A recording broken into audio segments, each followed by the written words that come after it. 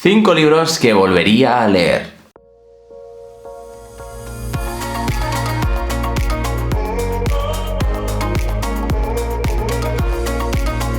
Y aquí están estos 5 libros que he cogido entre mis estanterías, libros con los que tengo un especial cariño, un buen recuerdo, libros que volvería a releer. Y mirad que yo no soy de releer mucho, ahora sí que lo he hecho, pero yo creo que son libros que tienen muchísimas capas y con una segunda relectura podrían mejorar bastante. Así que sin más dilación empezamos con el primero de estos libros, que no deja de ser uno de mis favoritos, de Stephen King. La localización de este libro está donde, en Maine, cómo no.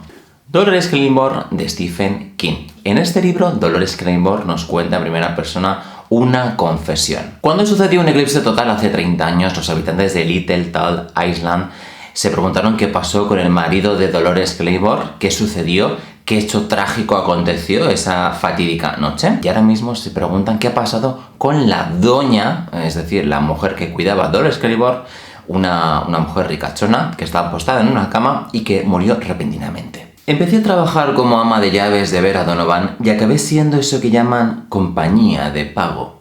No me costó mucho tiempo entender la diferencia. Como ama de llaves tenía que tragar mierda 8 horas al día, 5 días por semana. Como compañía de pago tenía que tragarla a todas horas. Sin escapatoria, Dolores Claiborne nos presenta su gran confesión en un libro, como digo, escrito en primera persona, en un libro que no tiene capítulos. A mí, yo cuando lo leí se me hizo un poco extraño al principio, porque yo soy de esas personas que le gusta leer un capítulo y parar, o cada X capítulos decir, bueno, hasta aquí. Aquí no puedes parar. Aquí está escrito de forma totalmente corrida. En algún momento tendrás que decir, paro, no paro. La confesión es vertiginosa. Me parece que es un libro bastante trepidante, donde suceden muchas cosas, donde se desentrañan todos los misterios de este pequeño pueblo, de este misterioso lugar, con ese eclipse aún más misterioso que el mismo pueblo, y que la Dolores Claiborne, porque Dolores es uno de los personajes de estos totalmente redondos, que Stephen King ha hecho que sea icónico dentro de sus novelas. Como segunda novela que quiero releer sería La carretera de Cormac McCarthy, que por cierto lo leí en pandemia y tengo un recuerdo mucho más posapocalíptico de lo que podría llegar a ser ya, porque ya es un libro bastante fuertecito. Esta es una novela ganadora del Pulitzer en 2007 y nos cuenta la historia de un padre y un hijo que van en torno a una carretera en un lugar asolado por una especie como de apocalipsis nuclear, donde todo está quemado, donde no hay seres vivos salvo humanos que hacen auténticas perrerías, humanos que algunos son caníbales, no encuentran comida y, bueno, comen lo que pillan a su paso. La historia de este padre y este hijo es muy enternecedora, es muy valiente, te revuelve muchísimo. Irán en busca de una salida hacia el sur, donde creen que hay posibilidades de prosperar. Y sin duda está escrito de una forma que te va a tocar la patata. A mí, la verdad que como digo, lo leí en pandemia también y eso como que redondeó un poco más la historia, porque estamos viviendo un momento bastante crítico, pero es una historia que enternece. Recorrieron otra vez la casa. Encontró una botella de cerveza y un resto de cortina y rasgó un borde de la tela y lo embutió por el cuello de la botella usando un colgador. «Te presento nuestra nueva lámpara», dijo. «¿Cómo la vamos a encender?» «En el cobertizo he encontrado un poco de gasolina y también aceite, ya te enseñaré». «Vale, vamos», dijo el hombre, «todo irá bien, te lo prometo». Pero al inclinarse para mirar la cara del chico bajo la capucha de la manta, mucho se temió que algo había desaparecido para siempre, irremediablemente. Te da muchísimo que pensar, se ve hasta dónde puede llegar el ser humano con tal de conseguir sus objetivos, tanto objetivos positivos como un poquito más malévolos, cómo se puede retorcer más aún en la cuerda, estirarla hasta que casi se rompe.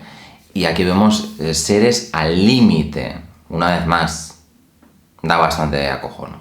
Sin ser una novela de terror, sino más bien de intriga, pone tanto al límite a los personajes, tanto a los principales como a otros que van apareciendo a lo largo de la historia, que son como pequeños personajes que aparecen en determinados puntos que te dan una visión mucho más global de lo que está sucediendo en ese mundo apocalíptico. El siguiente libro que releería sería una novela de ciencia ficción y en este caso es ¿Sueñan los androides con ovejas eléctricas? De Philip K. Dick, una maravilla de la ciencia ficción, una cosa loca, una cosa épica que tenéis que leer.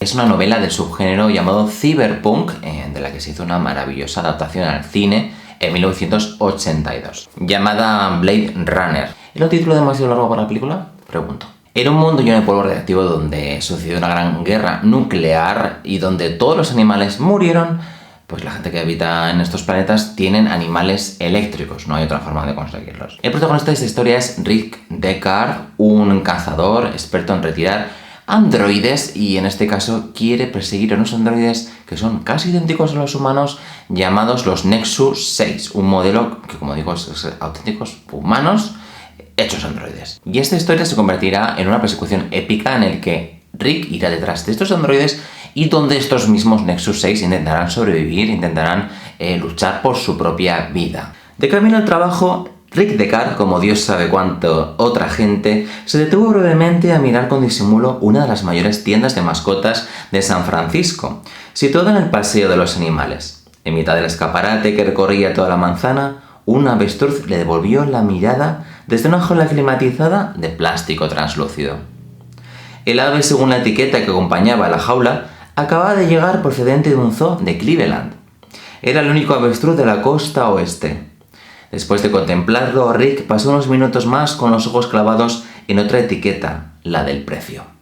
Luego echó a caminar hacia el Departamento de Justicia situado en Lombard Street, donde se incorporó con un cuarto de hora de retraso a su puesto de trabajo. Trata los límites entre lo natural y lo artificial, la ética del ser humano, temas muy filosóficos, vida y muerte, la decisión, el poder de tener en tus manos la vida de un ser, aunque no sea un ser vivo, es un ser sintiente, porque como he dicho son androides que son casi humanos y tienen sentimientos muy parecidos a los humanos. Te reconozco que es uno de los clásicos de Philip K. Dick, tienes que leerlo, es una historia que se lee en nada, es súper adictiva y tiene muchísimo metalenguaje. Si no has visto la película, te recomiendo que leas el libro, que es bastante diferente. Yo creo que la película se centró en otro tipo de historias, aunque el libro lo veo como mucho más crudo y más duro. El siguiente libro que releería, y es uno que me encantó y creo que fue del top 5 de aquel año que lo leí, no me acuerdo cuándo lo leí, el año pasado, hace 2, bueno, el tiempo pasa que vuela, es El traje del muerto de Joe Hill. No podía faltar aquí. Jude Cohn es una estrella del rock en horas bajas, una especie como de Marilyn Manson, de rockstar retirado, que vive junto con su manager y con su novia, que es mucho más joven que él. Una de sus aficiones es la de coleccionar objetos raros, y en este caso se encapricha por un traje de un muerto. Hace una puja, lo compra, llega ese traje a su casa en una caja en forma de corazón y ahí es cuando empieza la pesadilla, tanto de Jude como para su novia. Lo más fuerte de este asunto es que ese traje del muerto no venía solo, sino que venía con un fantasma incluido llamado Craddock. Empiezan a suceder hechos extraños, su manager se suicida y entonces cuando empieza la auténtica pesadilla, ¿no? Ese fantasma persigue a la estrella de rock junto a su novia y bueno, va a ser una historia vertiginosa y escalofriante. Jude tenía una colección privada. Había enmarcado dibujos de los 7 enanitos y los había colocado en la pared del estudio, mezclados con sus discos de platino. Eran obra de John Wayne Gacy, que los había hecho mientras estaba en la cárcel y se los habían mandado. A Gacy le gustaba la época dorada de Disney casi tanto como abusar sexualmente de niños pequeños. Y más o menos lo mismo que los discos de su cantante favorito, Jude.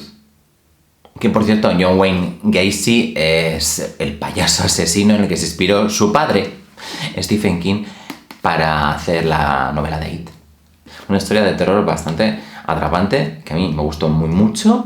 Tiene escenas de esas que te dejan mal cuerpo, muy cinematográficas, también tengo que decirlo. No me importaría ver una serie o una peli de este libro porque está narrado de tal forma que es que te lo imaginas de una forma muy para la cámara de la tele o del cine. No suelo asustarme con las novelas de terror, pero recuerdo que esta novela me asustó bastante. Tiene escenas muy subiditas de tono. Es decir, si lees poco terror o no estás habituado con el género, no es un libro para ti, porque a mí me pareció especialmente fuerte.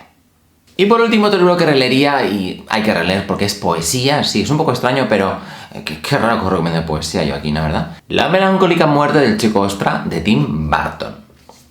En inglés, The Melancholic Death of Oyster Boy and Other Stories.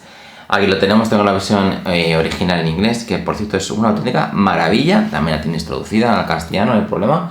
Pero lo mejor, o casi lo mejor, son estas ilustraciones que acompañan este poemario tan particular. Si te gusta Tim Burton, si te gusta lo gótico, puedes acercarte a su imaginario. Y os voy a ir enseñando pequeñas ilustraciones a lo largo de este vídeo, mientras os voy contando, o más bien releyendo o leyendo un poema escrito por él. La niña de muchos ojos. Por poco me da un ataque paseando un día en el parque, porque me encontré una niña que muchos ojos tenía. Era en verdad muy hermosa, me tenía impresionado, pero vi que tenía boca y acabamos conversando. Hablamos del mar, los peces y sus cursos de poesía, y del lío que tendría si necesitaría lentes. Es estupenda esa chica que con tantos ojos mira, mas te deja hecho una sopa cuando se entristece y llora. Bueno, quien no conozca a Tim Burton, es un autor de cine, de cuentos, un poemario también maravilloso, diseñador de muñequitos. Como veis, estos muñecos o dibujos se han inspirado en muchas de sus historias animadas, como puede ser Pesadilla antes de Navidad. Luego tiene películas maravillosas que para mí son, por ejemplo, Eduardo Manos Tijeras, las 3 primeras de Batman. Bueno, tiene muchísimas películas que son icónicas y que forman parte de la historia del cine. Hasta aquí estos 5 libros que releería. Quiero que me cuentes si releerías alguno de estos libros, si los has leído. ¿Qué libro releerías tú? Si eres de releer, cuéntamelo, te leo en los comentarios y nos vemos en el próximo vídeo. Chao.